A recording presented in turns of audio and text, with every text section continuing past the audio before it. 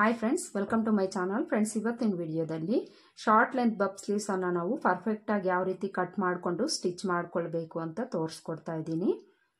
Cutting stitching ಎರಡೂ ಸಹ ಇದೇ ವಿಡಿಯೋದಲ್ಲಿ ಇರುತ್ತೆ ಫ್ರೆಂಡ್ಸ್. ವಿಡಿಯೋನ ಸ್ಕಿಪ್ ಮಾಡದೆ ಕೊನೆವರೆಗೂ ನೋಡಿ. ಈ ಬಬ್ ಸ್ಲೀವ್ಸ್ ಅನ್ನು ನಾವು ಕಟ್ ಮಾಡ್ಕೊಳ್ಬೇಕಾದ್ರೆ ಈ ಕ್ಲಾತ್ ಸ್ವಲ್ಪ ನಮಗೆ ಎಕ್ಸ್ಟ್ರಾ ಬೇಕಾಗುತ್ತೆ.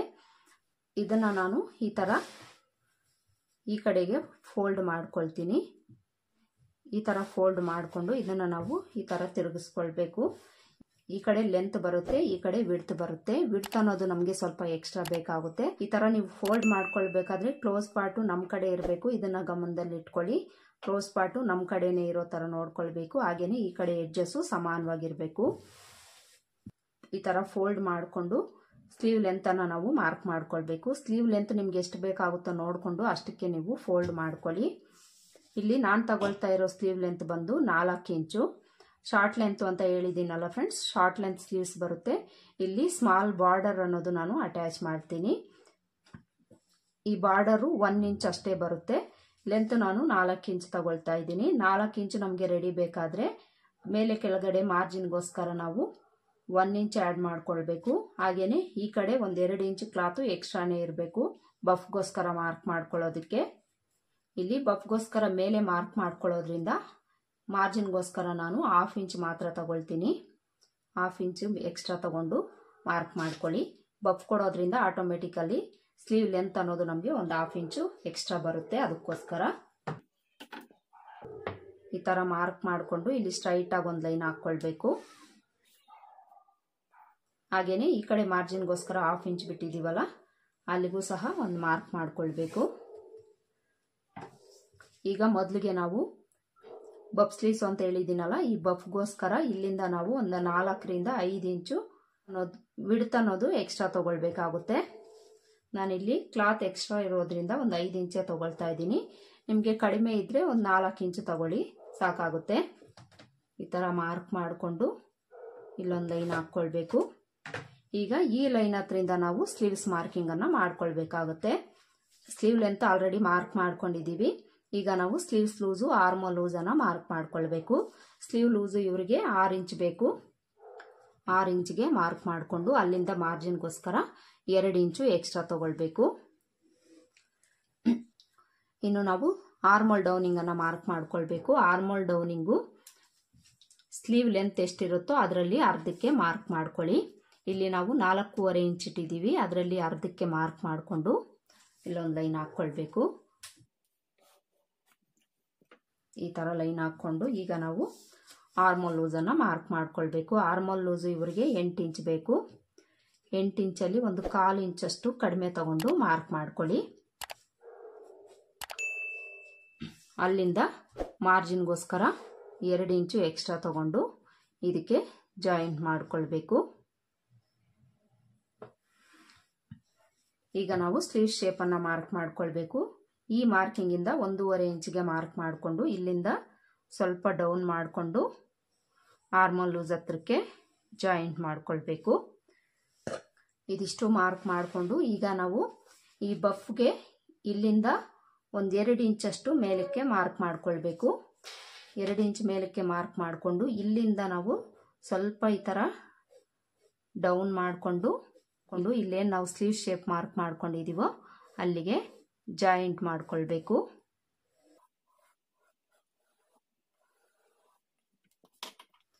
ನೋಡಿ, ಈ ತರ ನಾವು ಸ್ಲೀವ್ ಶೇಪ್ ಅನ್ನ ಮಾರ್ಕ್ ಮಾಡ್ಕೊಳ್ಬೇಕು.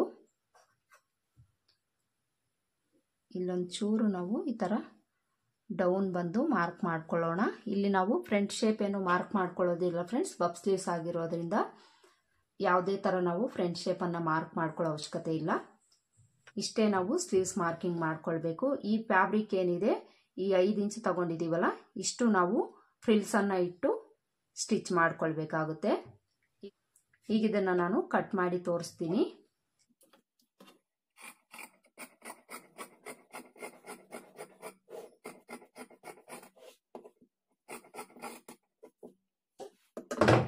ನೋಡಿ, ಇಲ್ಲಿ ಈ ತರ ಕಟ್ ಮಾಡ್ಕೊಂಡಿದ್ದೀನಿ.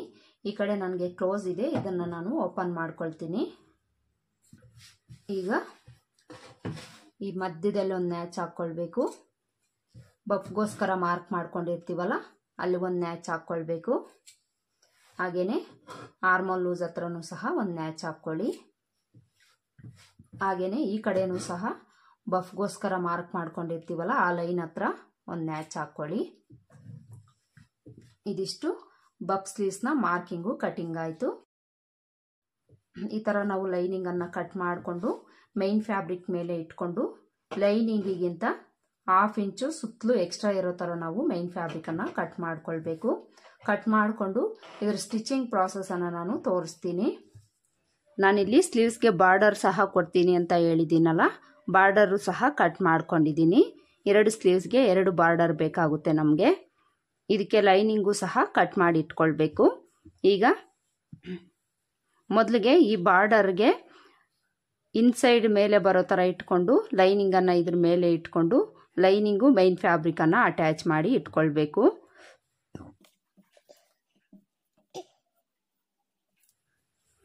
ಈ ಥರ ಇಟ್ಕೊಂಡು ಇದ್ರ ಮೇಲೆ ಲೈನಿಂಗನ್ನು ಹಾಕ್ಕೊಂಡು ಅಟ್ಯಾಚ್ ಮಾಡ್ಕೊಳ್ಬೇಕು. ಲೈನಿಂಗ್ ಹಾಕ್ಕೊಳ್ದೇ ಇದ್ರೂ ಸಹ ನಡೆಯುತ್ತೆ. ಲೈನಿಂಗ್ ಹಾಕ್ಕೊಂಡ್ರೆ ಸ್ವಲ್ಪ ಸ್ಟಿಪ್ ಆಗಿರುತ್ತೆ, ಅದಕ್ಕೋಸ್ಕರ ಲೈನಿಂಗನ್ನು ಹಾಕ್ತಾ ಇದ್ದೀನಿ.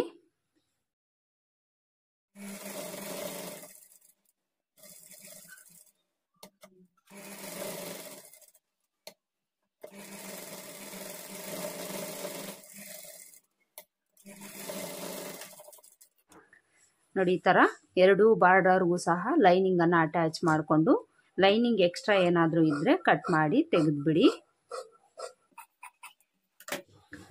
ಈಗ ಈ ಬಾರ್ಡರನ್ನು ಪಕ್ಕಕ್ಕಿಟ್ಟು ಸ್ಲೀವ್ಸನ್ನು ತಗೊಳ್ಬೇಕು. ಸ್ಲೀವ್ಸಲ್ಲಿ ಲೈನಿಂಗು ಮೈನ್ ಫ್ಯಾಬ್ರಿಕ್ ಎರಡೂ ತಗೊಂಡು ಮೊದಲಿಗೆ ಮೈನ್ ಫ್ಯಾಬ್ರಿಕನ್ನು ತಗೊಂಡು ಉಲ್ಟಾ ಸೈಡ್ ಮೇಲೆ ಬರೋ ಥರ ಹಾಕ್ಕೊಂಡು ಅದ್ರ ಮೇಲೆ ಲೈನಿಂಗನ್ನು ಹಾಕ್ಕೊಳ್ಬೇಕು.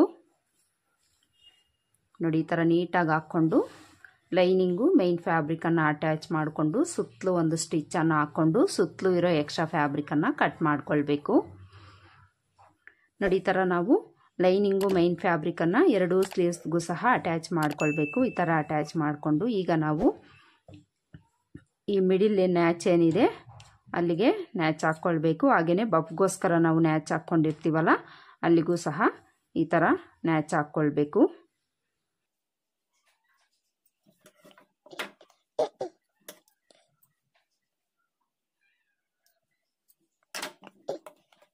ಈಗ ನಾವು ಬಫ್ಗೋಸ್ಕರ ನ್ಯಾಚ್ ಹಾಕ್ಕೊಂಡಿರ್ತೀವಲ್ಲ ಇಲ್ಲಿಂದ ಫ್ರಿಲ್ಸನ್ನು ಇಟ್ಕೊಳ್ಬೇಕು. ಮೊದಲಿಗೆ ಈ ಕಡೆಗೆ ಇಟ್ಕೊಂಡು ಆಮೇಲೆ ಈ ಕಡೆ ಇಟ್ಕೊಳ್ಬೇಕು. ಈ ನ್ಯಾಚಿಂದ ಸ್ವಲ್ಪ ಈ ಕಡೆಯಿಂದನೇ ಫ್ರಿಲ್ಸನ್ನು ಇಟ್ಕೊಳ್ತಾ ಬರಬೇಕು. ಈ ನ್ಯಾಚಿಂದ 1.5 ಇಂಚಷ್ಟು ಈ ಕಡೆಗೆ ಇಟ್ಕೊಂಡು ಅಲ್ಲಿಂದ ನಾವು ಸಣ್ಣದಾಗಿ ಫ್ರಿಲ್ಸನ್ನು ಇಟ್ಕೊಳ್ತಾ ಸ್ಟಿಚ್ ಮಾಡ್ಕೊಳ್ಬೇಕು. ಈ ಫ್ರಿಲ್ಸನ್ನು ಒಂದು ಹಾಫ್ ಇಂಚು ಈ ಥರ ಫೋಲ್ಡ್ ಮಾಡಿಕೊಂಡು ಸ್ಟಿಚ್ ಮಾಡ್ಕೊಳ್ಳಿ.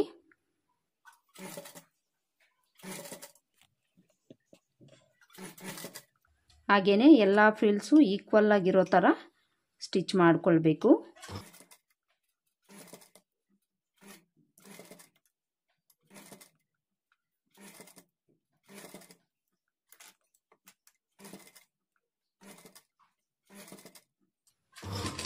ಈ ಕಡೆನೂ ಸಹ ಈ ನ್ಯಾಚಿಂದ 1.5 ಇಂಚಷ್ಟು ಈ ಕಡೆಗೆ ನಾವು ಫ್ರಿಲ್ಸನ್ನು ಇಟ್ಕೊಳ್ಬೇಕು.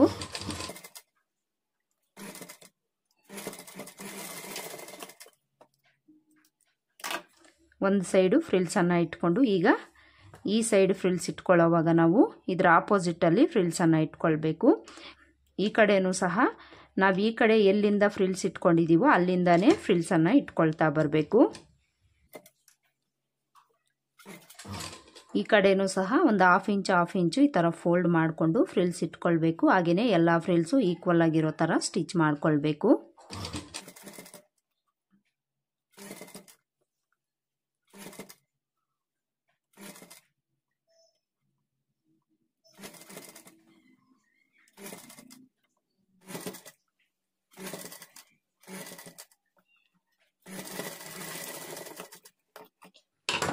ನೋಡಿ, ಇಲ್ಲಿ ಫ್ರಿಲ್ಸನ್ನು ಈ ಥರ ನಾವು ಸ್ಟಿಚ್ ಮಾಡ್ಕೊಳ್ಬೇಕು. ಈ ಥರ ಸ್ಟಿಚ್ ಮಾಡಿಕೊಂಡು ಈಗ ಬಾರ್ಡರನ್ನು ತಗೊಳ್ಬೇಕು. ನೋಡಿ, ಬಾರ್ಡರನ್ನು ತಗೊಂಡು ಮೊದಲಿಗೆ ಈ ಎಡ್ಜ್ ಇರುತ್ತಲ್ಲ ಇದನ್ನು ಈ ಕಡೆ ಇಟ್ಕೊಳ್ಬೇಕು. ಹಾಗೆಯೇ ಸೀದಾ ಸೈಡು ಮೇಲೆ ಬರೋ ಥರ ಇಟ್ಕೊಳ್ಬೇಕು. ಈ ಥರ ಇಟ್ಕೊಂಡು ಬಾರ್ಡರನ್ನು ಈ ಥರ ಇಟ್ಕೊಂಡು ಈಗ ಸ್ಲೀವ್ಸನ್ನು ತಗೊಂಡು ಸ್ಲೀವ್ಸ್ನ ಇನ್ಸೈಡ್ ಬಂದು ಇದ್ರ ಮೇಲೆ ಇಟ್ಕೊಳ್ಬೇಕು, ಟಾಪ್ ಸೈಡು ಮೇಲೆ ಬರೋ ಥರ ಇಟ್ಕೊಳ್ಬೇಕು. ಈ ಥರ ಇಟ್ಕೊಂಡು 1/2 ಇಂಚ್ ಮಾರ್ಜಿನ್ಗೆ ಈ ಕಡೆಯಿಂದ ನಾವು ಸ್ಟಿಚ್ ಮಾಡ್ಕೊಳ್ಬೇಕು.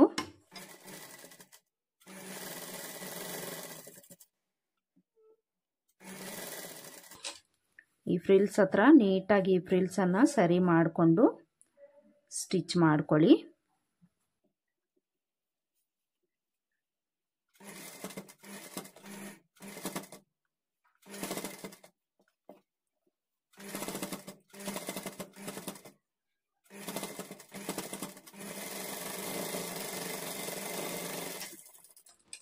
ಈ ಥರ ಸ್ಟಿಚ್ ಮಾಡಿಕೊಂಡು ಈ ಬಾರ್ಡರ್ ಎಷ್ಟು ಬೇಕೋ ಅಷ್ಟಕ್ಕೆ ಈ ಥರ ಕಟ್ ಮಾಡಿ ತೆಗೆದುಬಿಟ್ಟು ಈಗ ಇದನ್ನು ಈ ಥರ ತಿರುಗಿಸ್ಕೊಳ್ಬೇಕು. ಅಂದರೆ ಉಲ್ಟಾ ಸೈಡ್ಗೆ ಈ ಥರ ತಿರುಗಿಸ್ಕೊಂಡು ಇದ್ರ ಮೇಲೆ ಎಡ್ಜಿಗೆ ಒಂದು ಸ್ಟಿಚ್ ಮಾಡ್ಕೊಳ್ಬೇಕು.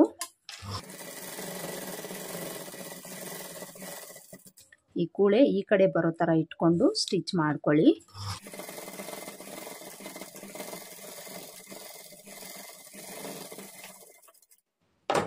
ಈಗ ಸೀದಾ ಸೈಡ್ಗೆ ತಿರುಗಿಸ್ಕೊಂಡು ಈ ಕಡೆ ಎಡ್ಜು ಒಂದು 1/2 ಇಂಚು ಈ ಥರ ಫೋಲ್ಡ್ ಮಾಡಿಕೊಂಡು ಸ್ಟಿಚ್ ಮಾಡ್ಕೊಳ್ಬೇಕು.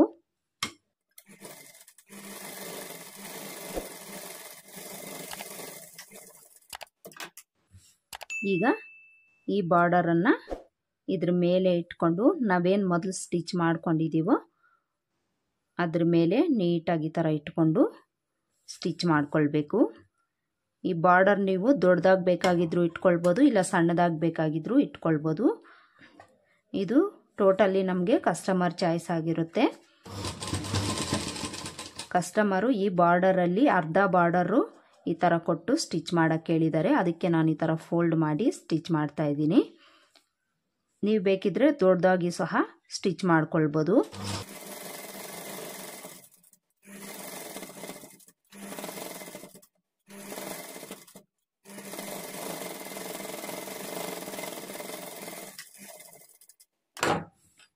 ನೋಡಿ ಇಲ್ಲಿ ಬಫ್ ಸ್ಲೀವ್ಸನ್ನು ಸ್ಟಿಚ್ ಮಾಡಿ ಆಯಿತು. ಈ ಥರ ನೀಟಾಗಿ ಫೋಲ್ಡ್ ಮಾಡಿಕೊಂಡು ಈ ಬಾರ್ಡರು ನೀಟಾಗಿ ಕಟ್ ಮಾಡಿ ತೆಗೆದುಬಿಡಿ. ನೋಡಿ ಇಲ್ಲಿ ಬಫ್ ಕೊಟ್ಟು ಬಾರ್ಡರನ್ನು ಕೊಟ್ಟು ಸ್ಟಿಚ್ ಮಾಡ್ಕೊಂಡಾಯ್ತಲ್ಲ, ಎಷ್ಟು ನೀಟಾಗಿ ಬಂದಿದೆ ನೋಡಿ ಬಫು. ಈಗ ಈ ಬಾರ್ಡರ್ ಎಡ್ಜಲ್ಲಿ ಇನ್ನೊಂದು ಸ್ಟಿಚ್ ಮಾಡ್ಕೊಳ್ಳಿ, ಸ್ಟಿಪ್ ಆಗಿರುತ್ತೆ.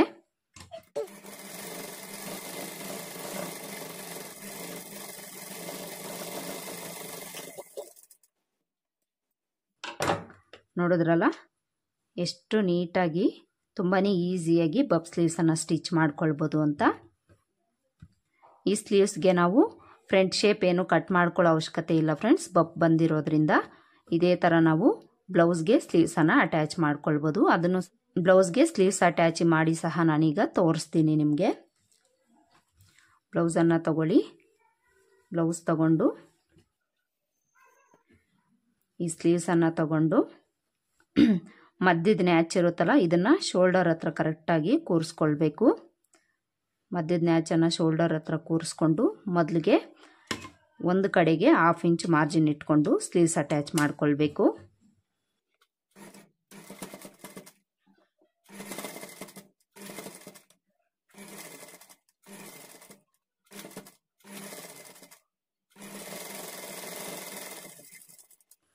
ಈಗ ಇದನ್ನು ಈ ಥರ ತಿರುಗಿಸ್ಕೊಂಡು ಈ ಕಡೆಯಿಂದ ಡಬಲ್ ಸ್ಟಿಚ್ ಹಾಕ್ಕೊಳ್ತಾ ಬರಬೇಕು.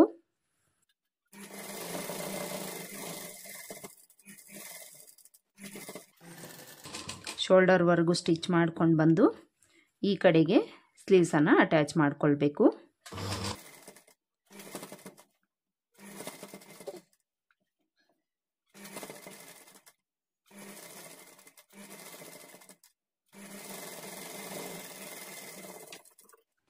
ಈ ಥರ ಸ್ಲೀವ್ಸ್ ಅಟ್ಯಾಚ್ ಮಾಡಿಕೊಂಡು ಇದ್ರ ಮೇಲೆ ಡಬಲ್ ಸ್ಟಿಚ್ ಹಾಕ್ಕೊಳ್ಳಿ.